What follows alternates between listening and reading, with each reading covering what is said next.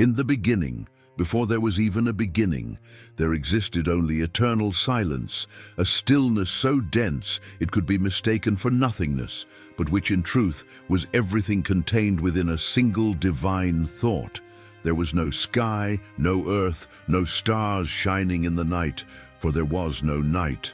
There was not even the echo of an angelic song, for there was yet no one to sing.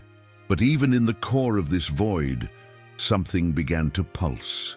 It was the beginning of light, not physical light, like that which the sun would later radiate centuries hence, but a spiritual, pure and primordial light emanating directly from the essence of God. And from this light was born the first created being, an angel of ineffable splendor, a living reflection of divine glory. Some ancient sages and mystics would call this angel Metatron, the celestial scribe, the one who stands before God, recording all the words and deeds of the universe.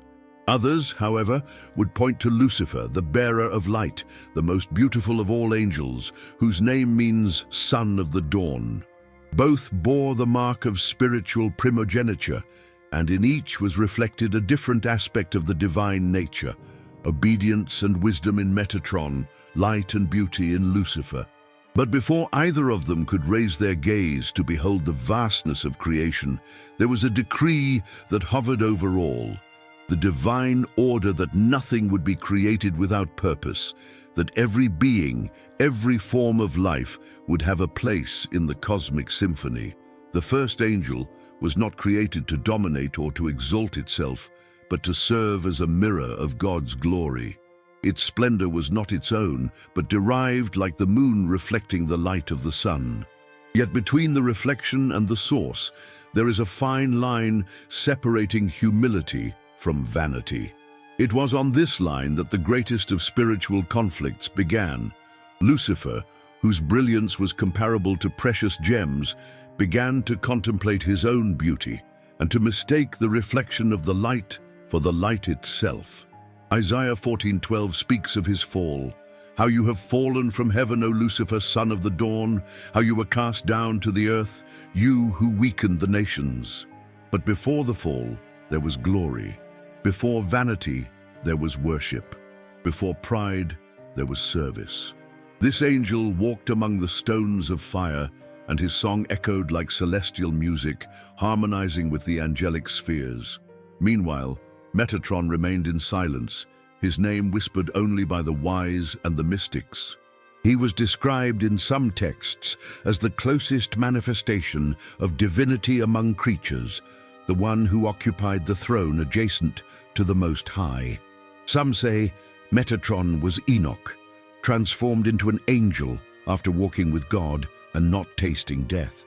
Others claim Metatron always existed as a divine emanation, a spiritual principle preceding even physical light itself.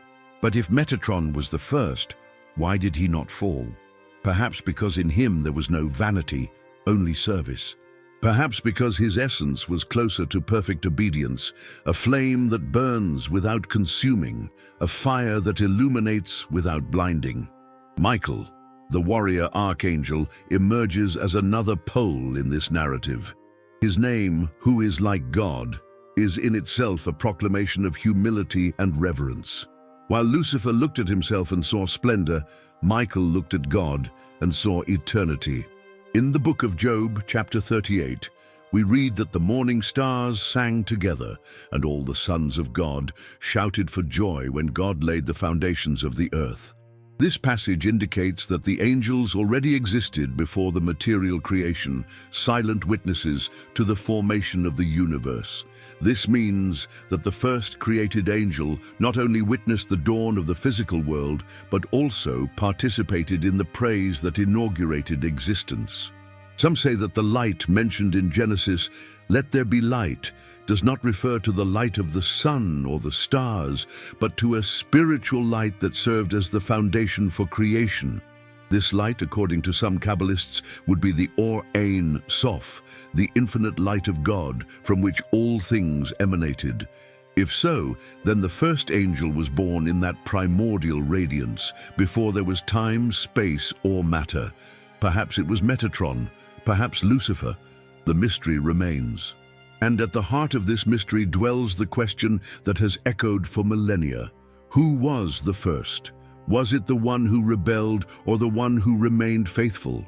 Was it the one who shone and fell or the one who kept silent? Some apocryphal texts suggest that before Lucifer's fall, there was a celestial division.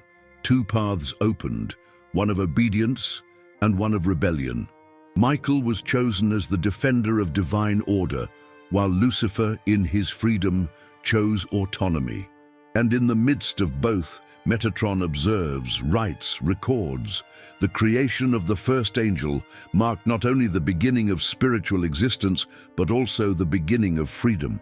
God did not create celestial robots. He created beings capable of loving, serving, choosing. This freedom was the most precious gift, but also the most dangerous. For where there is freedom, there is the possibility of falling. Where there is light, there is shadow. Where there is obedience, there is also the temptation of vanity. Perhaps this is why the first angel is both a symbol of light and of potential downfall.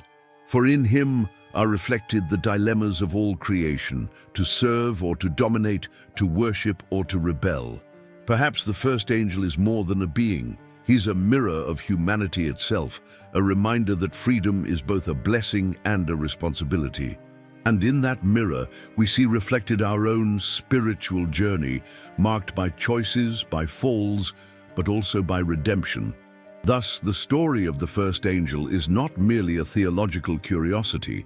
It is a key to understanding the battle that still rages in the hearts of us all. The light continues to shine, but the shadow insists on drawing near. It is up to each of us to choose whom to serve. The first angel, whether Metatron, Lucifer, or some other name hidden in the celestial mysteries, represents the beginning of a story that transcends time and echoes through all ages of humanity.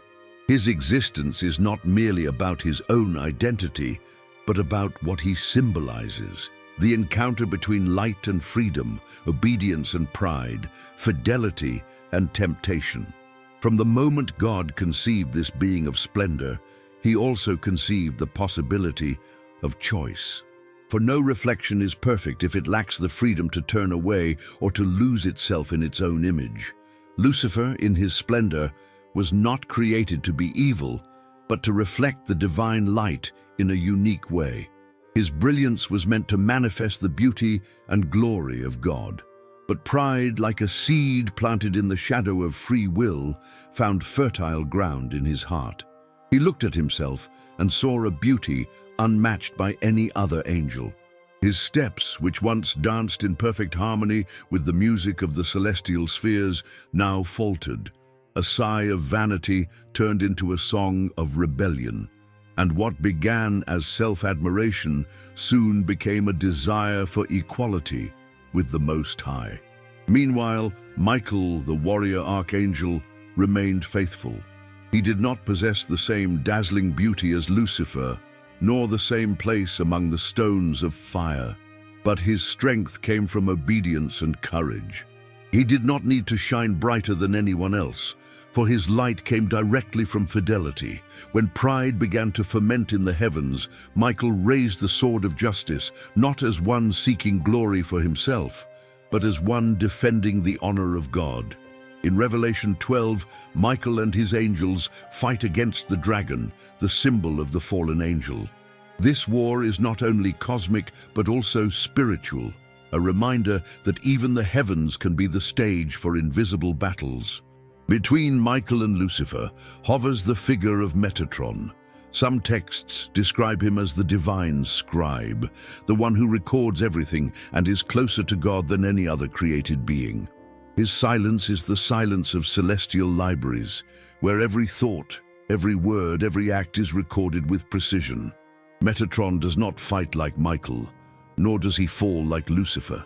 He observes, learns, writes. And in his silent act, perhaps lies the deepest wisdom. Some Kabbalists claim that Metatron is the link between the finite and the infinite, the bridge connecting God's throne to the rest of creation. If he is the first angel, then he represents the principle of order, the foundation of knowledge. But why would the first angel be so important? Because everything that came after him would, in some way, be marked by his story. The creation of each new angelic order, each new hierarchy, each new celestial choir, would all be affected by what happened in the beginning. If the first angel had remained faithful, perhaps there would have been no fall, perhaps the heavens would have remained in perfect harmony. But if the first fell, then all the others would forever bear the mark of that first rebellion. Thus, after Lucifer's fall, God reorganized the heavens. Seraphim, cherubim, thrones, dominions, virtues, powers, principalities, archangels and angels, all were given defined roles, clear positions, to prevent disorder from recurring. This reorganization was not merely a matter of celestial administration, but a spiritual lesson for all creation.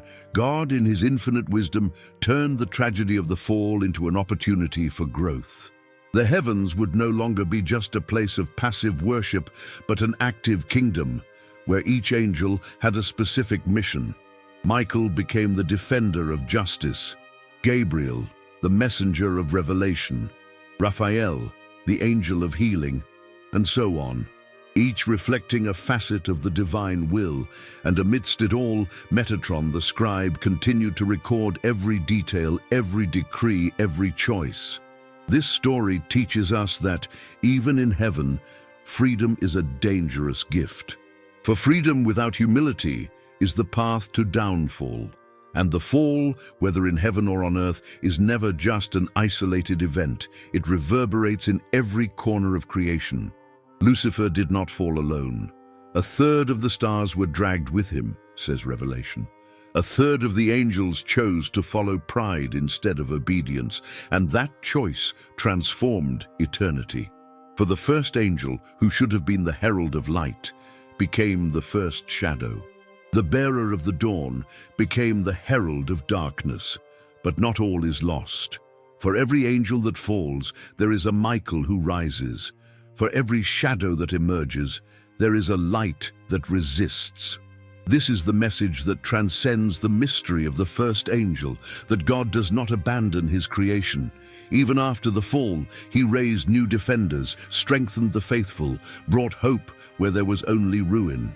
And he gave us, human beings, the opportunity to choose which side we would stand on. For if there was war in heaven, on earth there are daily choices, and each choice is a small battle between light and shadow. Perhaps the secret of the first angel is not just a theological curiosity. Perhaps it is a mirror for our own soul. For we are all, in a way, bearers of light. We all have within us a divine spark. But what we do with that light is what defines us. Some choose to look to God and reflect his glory like Michael. Others choose to look at themselves and seek worship, like Lucifer.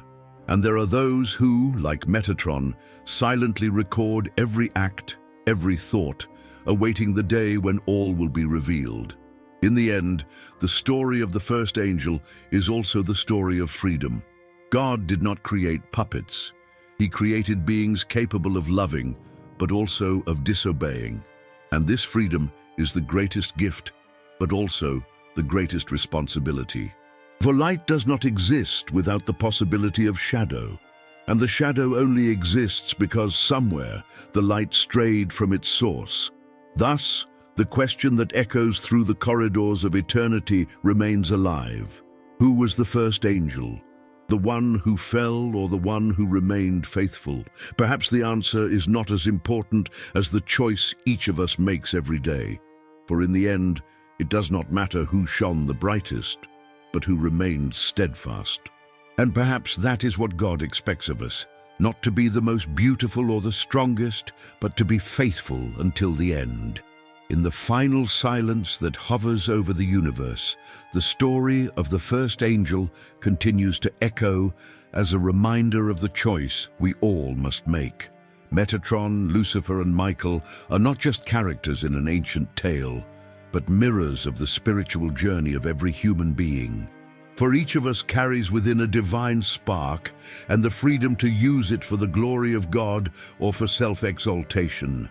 Those who choose to reflect the Creator's light, like Michael, will find purpose. Those who choose to shine alone like Lucifer will discover the fall.